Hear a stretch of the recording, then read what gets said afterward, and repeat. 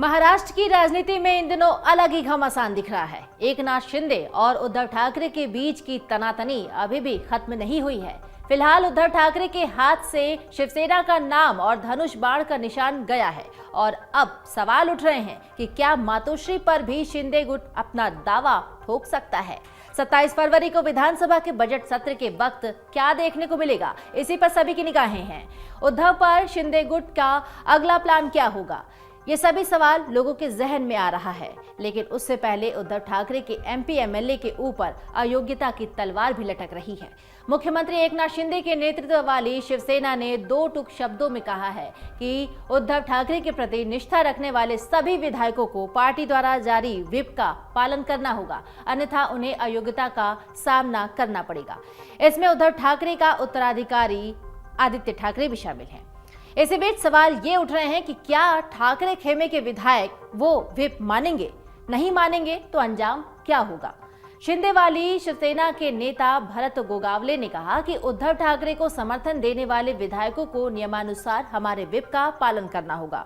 उनके हाथ से पार्टी का नाम और सिंबल चला गया है। हम 27 फरवरी से शुरू होने वाले राज्य विधानमंडल के बजट सत्र से पहले एक व्हिप जारी करेंगे। यदि वो नहीं मानते हैं तो वो विधायक के रूप में अयोग्यता के लिए उत्तरदायी होंगे।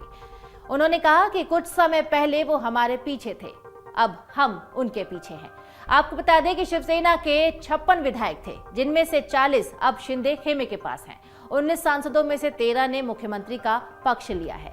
भारत के चुनाव आयोग के फैसले के बाद कि शिंदे के नेतृत्व वाला गुट ही असली शिवसेना है, ठाकरे गुट कानूनी राय मांग रहा है कि क्या उन्हें शिंदे गुट के व्हिप का पालन करना है या ये तब तक लागू नहीं होगा जब तक कि शिंदे और 15 अन्य विधायकों की अयोग्यता पर लंबित याचिका पर सुप्रीम कोर्ट अपना फैसला नहीं सुना देता।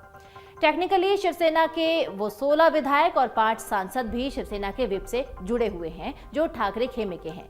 यानी शिवसेना की कमान चुनाव आयोग द्वारा एकनाथ शिंदे को सौंप जाने के बाद अब शिवसेना के 2 गुट होने की मान्यता रद्द हो गई है।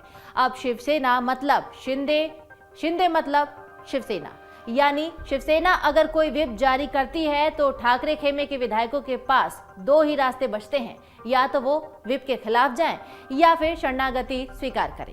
अगर वो व्हिप के खिलाफ जाते हैं तो उन्हें पार्टी डिस्क्वालीफाई यानी अयोग्य घोषित कर देगी, और अगर वो व्हिप के साथ जाते हैं तो इसका मतलब होगा सरेंडर। यानी कहानी में ट्विस्ट आ सकता है। शिंदे गुट यूं देने वाला है अगला किक।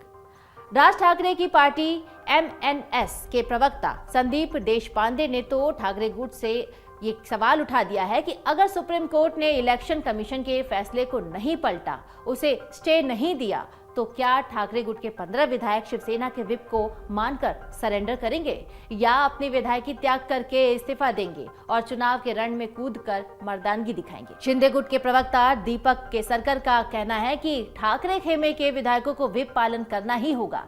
ये संसदीय कार्य प्रणाली का जरूरी हिस्सा है। शिवसेना प्रवक्ता नरेश महमके ने कहा है कि अगर उद्धव गुट के विधायक पार्टी के आदेशों का पालन नहीं करते हैं तो हम उनके खिलाफ कार्रवाई करेंगे। आदित्य सहित उद्धव ठाकरे खेमे के 16 विधायकों को विधानसभा के फ्लोर टेस्ट पर शर्मनाक स्थिति का सामना करना पड़ेगा।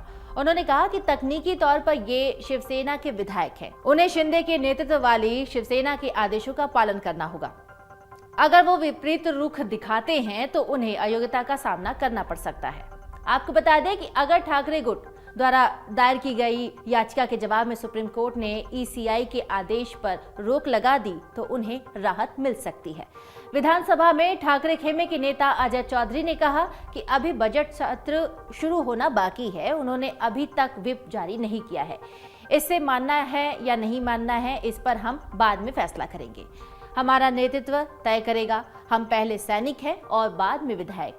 हम पार्टी के लिए कुछ भी बलिदान कर सकते हैं। कुछ हद तक आगे क्या होने वाला है इसकी झलक उद्धव ठाकरे ने भी दे दी है। उद्धव ठाकरे ने ओपन कार पर चढ़कर अपने समर्थकों को संबोधित करते हुए कह दिया है कि चुनाव की तैयारी में लगो, गद्दारों को गाड़ कर ही अब चैन से बैठे हो। अब सवाल ये है कि उद्धव खेमे के विधायक इस्तीफा देकर फिर चुनाव में कूदने का कलेजा रखते हैं या फिर वो अपना टेन्योर पूरा करने की मंशा रखते हैं। अगर वो चुनाव लड़ने से बचते हैं तो उनके लिए आसान रास्ता एकनाथ शिंदे की शरणागति हो सकती है, यानी ठाकरे के बचे कुचे कैंप में भी फिर से सेंध लग सकती है। दूसरी तरफ ठाकरे खेमे के विधान परिषद में नेता अंबादास दानवे का कहना है कि शिवसेना नाम और निशान एक गुट को दिए जाने का मतलब ये नहीं कि दूसरा गुट अस्तित्व में नहीं, इसलिए ठाकरे खेमे पर व्हिप का कोई असर नहीं होने वाला है। सुप्रीम कोर्ट इलेक्शन कमीशन का फैसला क्या पलट देगा, इसकी भी उम्मीद कम है। रही बात सुप्रीम कोर्ट की, तो इस बात की उम्मीद कम है कि वो चुनाव आयोग जैसी स्वायत्त संस्था के फैसले को बदलने की या फिर स्टे देने की कोशिश करे। अब तक मिसालों को देखें तो सुप्रीम कोर्ट स्वायत्त संस्थानों के मामले में दखल देने से बचता रहा है, लेकिन अगर सुप्रीम कोर्ट ने स्टे दे दिया या फिर फैसले को पलटा तो एक दूसरी स्थिति पैदा हो सकती है। भारत के मामले में संविधान सर्वोपरि है और संविधान की व्याख्या का अधिकार सुप्रीम कोर्ट के पास है। इसलिए एक तरफ तो इलेक्शन कमीशन का फैसला सुप्रीम कोर्ट पर कोई असर नहीं रखता है, लेकिन अगर सुप्रीम कोर्ट का कोई फैसला आता है तो वो इलेक्शन कमीशन पर प्रभावी होता है। अब देखना यह होगा कि खुद सुप्रीम कोर्ट क्या तय करता है। डाउनलोड करें अमर उजाला ऐप और पाएं खबरें लगातार। अगर आप ये वीडियो YouTube पर देख रहे हैं तो हमारे चैनल को सब्सक्राइब करें और बेल आइकन को दबाना ना भूलें। अगर आप Facebook पर ये वीडियो देख रहे हैं तो हमारे पेज को लाइक करें।